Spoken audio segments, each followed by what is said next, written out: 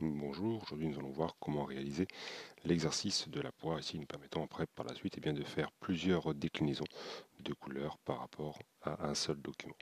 Première étape, créons donc un nouveau document que nous allons faire en format A4 et que nous allons choisir en orientation de type portrait, donc format horizontal. On crée le document et ensuite on va simplement importer notre photo comme d'habitude, donc dans le fichier importer. Et là, on va donc sélectionner le document mis à disposition, la photo de la poire. On clique sur Importer et on dépose notre document n'importe où dans le document, comme ceci. Étape suivante, nous allons donc verrouiller cet élément qui est présent dans le calque 1. On clique donc à droite du petit œil et l'élément est donc maintenant verrouillé, je ne peux plus le modifier. Je crée tout de suite un nouveau calque. Donc dans ma fenêtre des calques, tout en bas, ici on a le petit carré avec le petit plus. On crée donc un nouveau calque qu'on va tout de suite appeler poire. Et dans ce calque, nous mettrons les différents éléments qui composent le fruit. Le fruit est décomposé en trois parties. On a d'abord la feuille, ensuite la tige et enfin le corps du fruit, tout simplement. On va commencer donc par utiliser l'outil plume pour venir dessiner la forme de la tige. Pour ça, je vais venir me caler tout simplement sur le bord interne, ici, vous voyez, un point, un deuxième point, un troisième point et un quatrième point. Et ensuite, j'appliquerai un contour de type extérieur pour venir faire exactement la même chose que sur le dessin. On prend donc l'outil plume et ensuite on va commencer à faire les premiers points. Je clique le premier point, je me déplace, je survole la position du point suivant, le numéro 2. Je clique, je reste cliqué sur ma souris et je tire un peu pour faire apparaître la courbe, comme ceci. Le prochain point, Illustrator nous montre l'aperçu de la courbe qui sera réalisée. Ce n'est pas ce que moi je veux. Je vais donc casser la continuité de la courbure. Pour ça, j'enfonce la touche Alt du clavier. Je clique sur le deuxième point que j'ai créé. On peut noter que pour l'instant, on a donc deux poignées de chaque côté. Et quand je vais cliquer sur le point, vous voyez, j'ai fait disparaître une poignée. Le prochain point, je peux le positionner exactement là où je veux.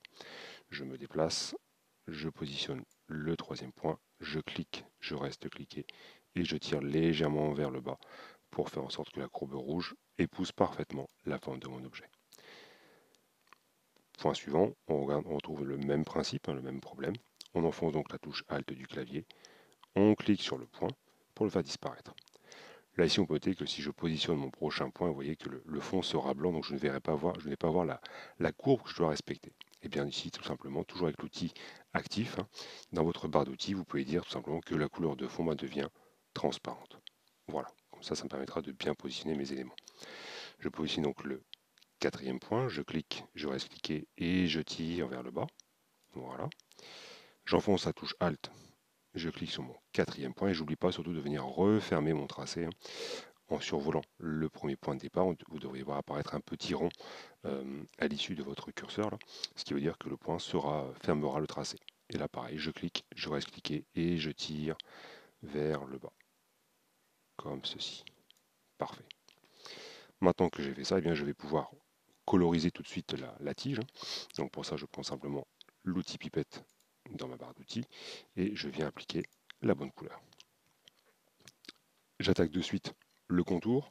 Le contour se trouve donc dans Fenêtre et puis ensuite ici Contour. Et dans cette fenêtre, là, je vais dire à Illustrator qu'en fait, je vais avoir une graisse, donc l'épaisseur du trait tout simplement. Je vais l'augmenter comme ceci, je pense que 2 c'est pas mal. Et là, je vais dire qu'au niveau de l'alignement, je ne veux pas être en mode centré comme ici, mais bien sûr l'extérieur, comme ceci. Et je vois que je peux même encore augmenter un peu. Voilà. Je pense que 3 points, c'est plutôt pas mal. Et voilà ce que l'on obtient ici. Quand on déplace l'objet, vous voyez, on obtient donc exactement la même chose. Je repositionne mon objet. Voilà. On va créer maintenant la feuille. Donc là, pareil, on va se caler sur l'intérieur. Donc on va essayer de faire le moins de points possible. Moins vous aurez de points, plus vous aurez une belle courbe. Donc on va cliquer une seule fois ici, se déplacer. Je clique, je tire légèrement. Je regarde l'aperçu. Ici, ça serait pas mal. Voilà. Je me déplace et je viens finir ici pour tirer comme ceci. Voilà. J'enfonce la touche Alt de mon clavier. Je clique sur le point, j'en fais disparaître une poignée. Et je viens positionner le point suivant qui va se trouver au point d'inflexion de la courbe, grosso modo. Je tire, voilà, comme ceci. Je réenfonce la touche Alt, je clique sur le point, Je me déplace, je crée mon prochain point, le point ici, je vais tout droit là, et j'oublie pas surtout de venir refermer mon tracé. Voilà, comme ceci. Ce tracé, je vais lui mettre un fond de couleur transparente, et je vais venir piper la couleur verte foncée, comme ceci. J'oublie pas de lui appliquer également un contour. Donc on va prendre la même référence, hein, épaisseur 3, et position sur l'extérieur, comme ceci. On a donc dans notre fenêtre des calques eh bien, le premier tracé de la feuille, et puis ensuite ici la tige pour l'instant. Je vais masquer temporairement la feuille, ce qui me permet donc de voir maintenant les deux reflets et la nervure principale. Et pareil, je fais exactement le même travail. Je prends toujours mon outil plume, je tire, comme ceci. Hop. Voilà. J'applique tout de suite la bonne couleur, donc outil pipette, et on vient piper la couleur. Et on va attaquer directement le deuxième reflet. Comme ceci.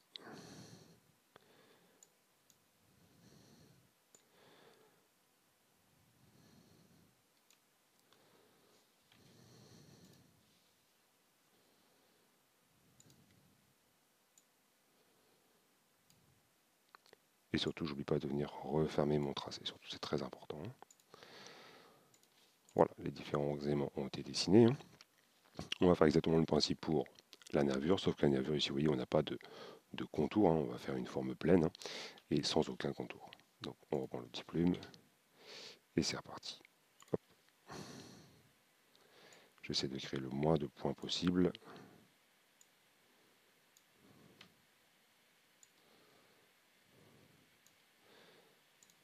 Si vous avez ce petit problème d'affichage, ben, n'oubliez pas surtout de dire à Illustrator, attention, on va enlever la couleur de fond.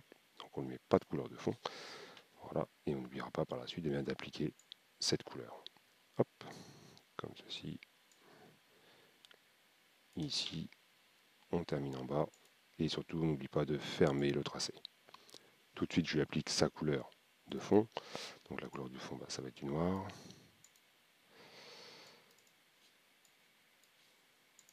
Voilà, et je réaffiche bien, la première feuille de départ.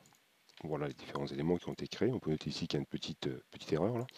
Donc on va venir corriger ça simplement en utilisant bien, la flèche blanche et en sélectionnant mon tracé. Vous voyez qu'on fait apparaître donc les différents points. Les différents points, je vais faire en sorte que, vous voyez, que tous les éléments viennent se superposer les uns aux autres, comme ceci, comme ça je n'aurai plus aucun défaut. Voilà. Ok, il me reste maintenant à venir dessiner le corps du fruit. Pareil, toujours l'outil plume. On se positionne bien sur l'intérieur du tracé. Donc on est parti. On crée un premier point ici. On se déplace, on clique et on tire. On lâche la souris.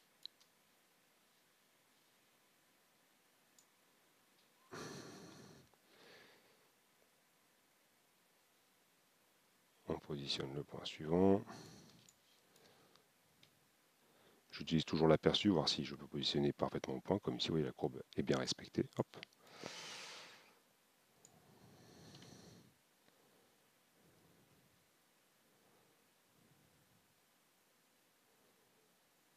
Comme ceci.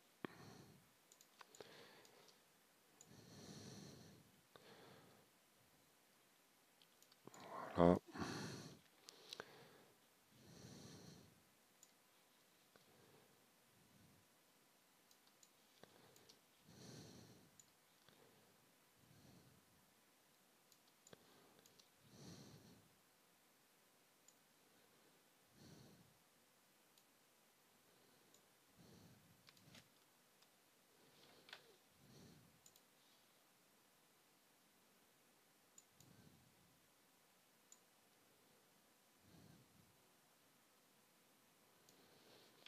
Voilà.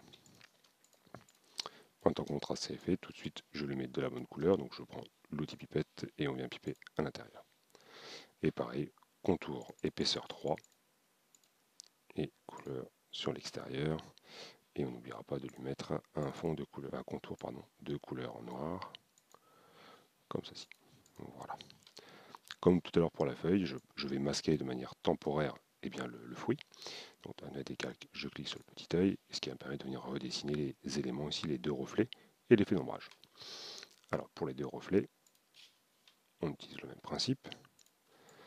On va commencer par celui-ci. Hop.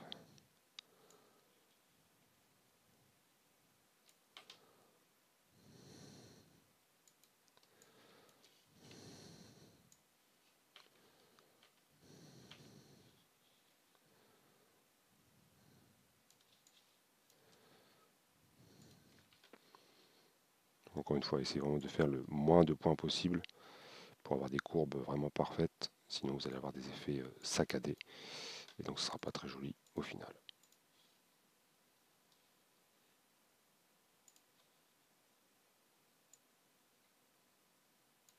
Hop.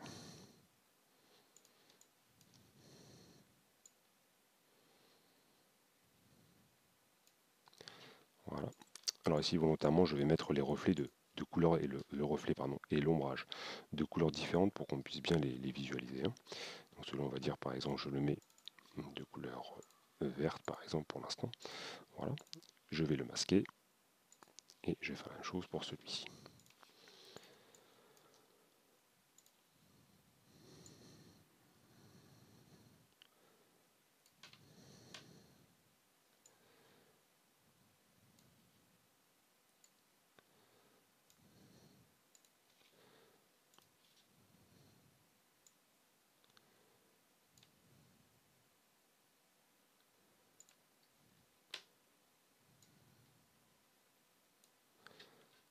Voilà, donc celui-ci, ce reflet, on va lui mettre une couleur bleue par exemple, ou bien là, ceci. Si on réaffiche les deux, voilà ce que l'on a pour l'instant. Et on va faire la même chose maintenant pour l'ombrage. Alors pour l'ombrage, petite particularité, c'est que vous voyez le contour ici, en fait, je peux me permettre de me positionner mon tracé en fait au milieu du contour noir là, sans aucun problème. Donc on va par contre bien scaler pour la partie intérieure ici, avoir une belle courbe. Voilà.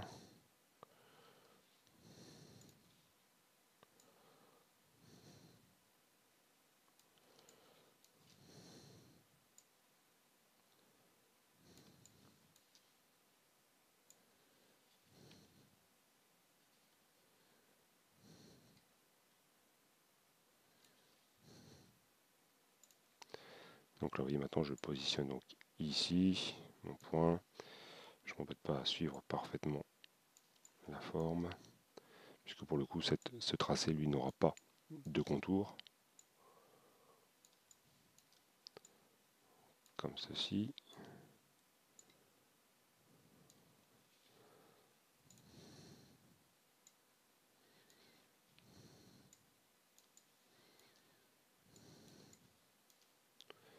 Et pareil, je n'oublie pas surtout de venir refermer mon tracé, bien entendu. Voilà, comme ceci. Et voilà ce que l'on obtient en termes d'éléments.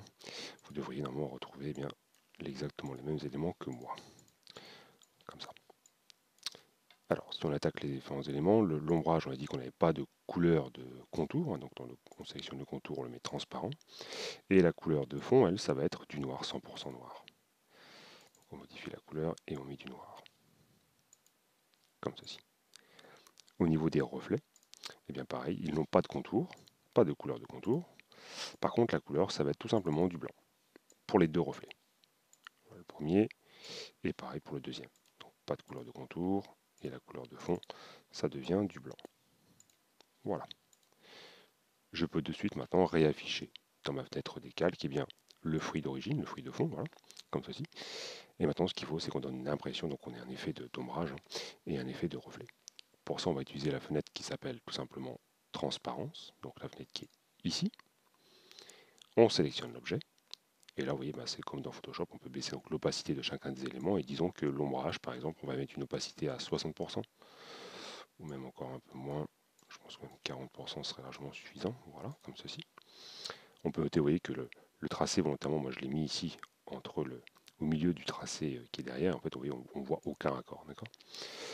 On sélectionne ensuite le reflet le plus grand. Et là, pareil, on va lui baisser l'opacité à hauteur de 30%, 40% peut-être. Voilà. Et l'ombre, le reflet le plus blanc, bah pareil, on va le baisser un tout petit peu pour le coup, on va juste mettre 90%. Voilà. Et voilà comment j'ai pu redessiner, revectoriser complètement la poire. Maintenant qu'on a fait ça, ce qui serait bien, c'est qu'on puisse créer bien l'ombre de la poire. Alors pour ça, il suffit dans un premier temps simplement de dupliquer l'objet. Donc là, on va sélectionner l'ensemble de tous les objets, tous les tracés, et puis faire un copier-coller. Donc CTRL-C, CTRL-V, et je déplace par exemple le fruit ici. Concernant l'ombrage, moi ce qui va m'intéresser, c'est de récupérer en fait les formes de mes objets. La tige, la feuille et le fruit. Ça veut dire que tout ce qui est à l'intérieur ne m'intéresse pas. Donc le reflet ici, je sélectionne, je le supprime. La nervure, je supprime. Le reflet, je supprime. L'ombrage, supprimé. Reflet, supprimé. Et reflet, supprimé. Voilà ce qui m'intéresse moi uniquement. Là ici, on va utiliser la technique qui permettra simplement de fusionner les éléments les uns avec les autres pour n'avoir qu'un seul et même tracé. Pour cela, il suffit simplement de s'assurer que les différents éléments sont bien chevauchés les uns sur les autres, comme ceci et comme ceci. Voilà. Pour vérifier que ça se chevauche bien, il vous suffit simplement sur votre clavier de faire CTRL et la lettre Y, ou commande et Y. Ce qui permet, vous voyez, comme ici, de passer en mode tracé. Et là, vous voyez qu'on remarque que je ne suis pas parfaitement chevauché, comme ceci, et on va faire la même chose là. Voilà, maintenant les éléments s'intersectent bien les uns aux autres. Pour revenir en mode aperçu, eh bien, vous faites CTRL Y ou commande Y. Voilà, on revient exactement au point de départ. Maintenant que les trois objets sont bien superposés les uns aux autres, eh bien voilà ce que l'on va faire. On va sélectionner les trois objets avec la flèche noire, prendre dans la barre outils l'outil qui s'appelle concepteur de forme, et quand on survole, vous voyez, il fait apparaître les petits damiers.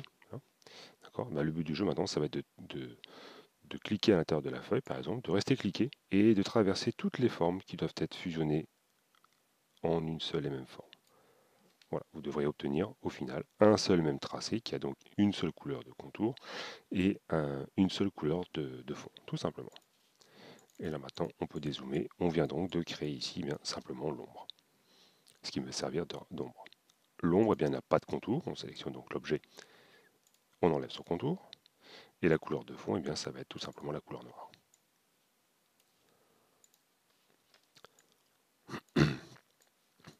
L'ombre, je peux venir la repositionner sur mon objet, comme ceci. Hop, voilà, je la cale parfaitement. Et surtout, je vais venir la mettre en arrière-plan. Hein. Donc dans la fenêtre des calques, on prend le tracé noir ici, là, et on le descend tout derrière. Voilà. Il me reste maintenant à venir projeter ça par terre. Pour ça, on va simplement utiliser dans la barre d'outils l'outil transformation. Vous devriez voir apparaître normalement cette petite barre verticale qui vous permet de jouer sur les différents points, tout simplement. Hein. Alors, voilà ce qu'on va faire. On va sélectionner la troisième option ici, formation manuelle, pardon.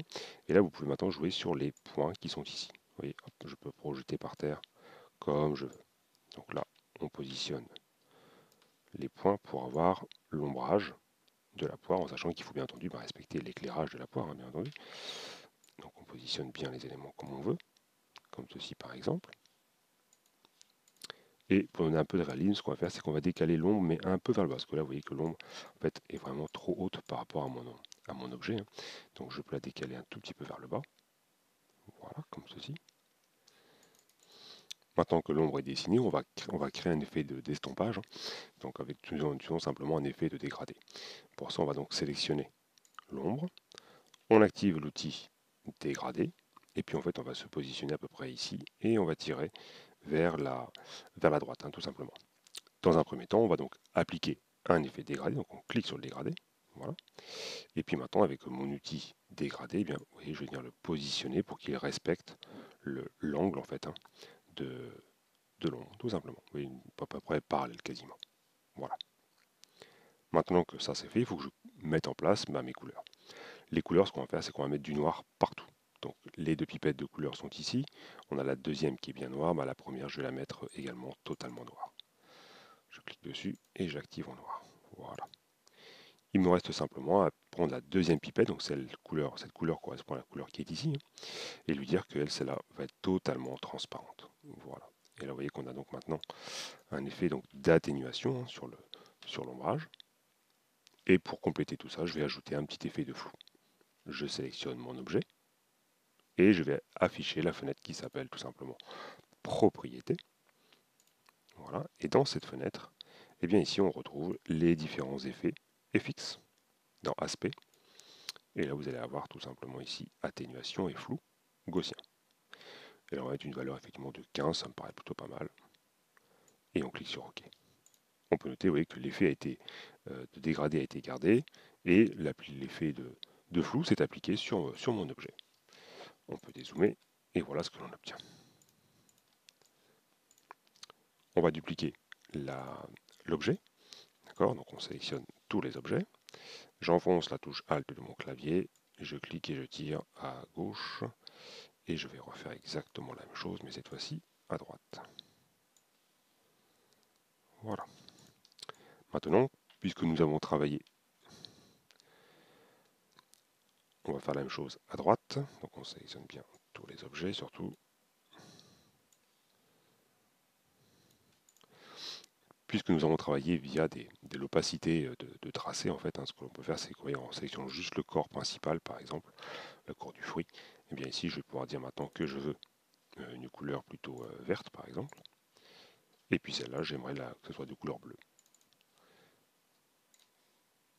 Voilà. Et là, vous voyez qu'on remarque maintenant que les effets d'ombrage et de reflet m'ont été gardés parce que c'est juste la transparence qui se superpose à la couleur d'origine, tout simplement. Il nous reste simplement à positionner un petit reflet, un petit trait en bas pour faire un petit effet de crayon. Et bien pour ça, on va juste faire un rectangle. Donc, je vais volontairement le faire un peu épais pour l'instant. Je vais lui dire que je ne veux pas de contour, donc j'enlève le contour, et que je veux que le fond soit un effet dégradé. Un effet dégradé où je vais avoir trois couleurs. Donc je vais remettre toutes les couleurs ici avec une opacité à 100% et je vais ajouter une couleur au milieu qui sera donc à 50% et à 100% d'opacité. Et pour avoir un effet d'estampage, et bien en fait, les couleurs aux extrémités, je dis que l'opacité, elle passe maintenant à 0. Comme ceci. J'ai donc bien maintenant un effet d'estampage de chaque côté. Il me reste simplement à diminuer fortement la hauteur de ce rectangle. Donc je prends mon outil transformation manuelle. Je fais apparaître les petites poignées et hop, je remonte pour faire quelque chose de très fin, très discret, que je vais venir positionner et bien tout simplement ici. Voilà. Si le trait n'est pas assez grand, il suffit seulement de reprendre l'outil transformation manuelle et on va écarter pour avoir un trait parfaitement dessiné. Voilà. Ce trait, n'oubliez pas surtout de le mettre en arrière-plan. Donc on le sélectionne dans la fenêtre des calques. Il est tout en haut pour l'instant. On le prend et on vient le positionner donc tout en bas de notre représentation graphique. Et voilà, comme ça il est bien positionné, ce qui me permet d'ailleurs de pouvoir le positionner un peu plus vers le bas et de le centrer d'ailleurs par rapport à mon dessin. Pour le rendre encore un peu moins visible, on peut également baisser dans la fenêtre transparence, baisser l'opacité, dire qu'on va passer à 70% d'opacité. Voilà, vous voyez qu'on a donc maintenant bien un effet très très léger. Pour visualiser que tout ce qu'on a fait est bien cohérent par rapport à ce qu'on voulait faire, ce que l'on peut faire, c'est simplement créer une couleur de fond. Alors la couleur de fond, on va simplement prendre un grand rectangle, et ce rectangle, on va venir le positionner bien derrière, comme ceci. Il doit se positionner également en arrière-plan, donc tout en bas, encore une fois, on le descend, comme ceci. Et là, je vais venir lui mettre une couleur de fond toute simple. On va mettre par exemple un bleu ciel, par exemple. Voilà. Et là, on peut noter donc qu'on a bien gardé donc les effets de transparence, les effets de flou, l'atténuation du trait principal là, pour avoir exactement ce que l'on veut.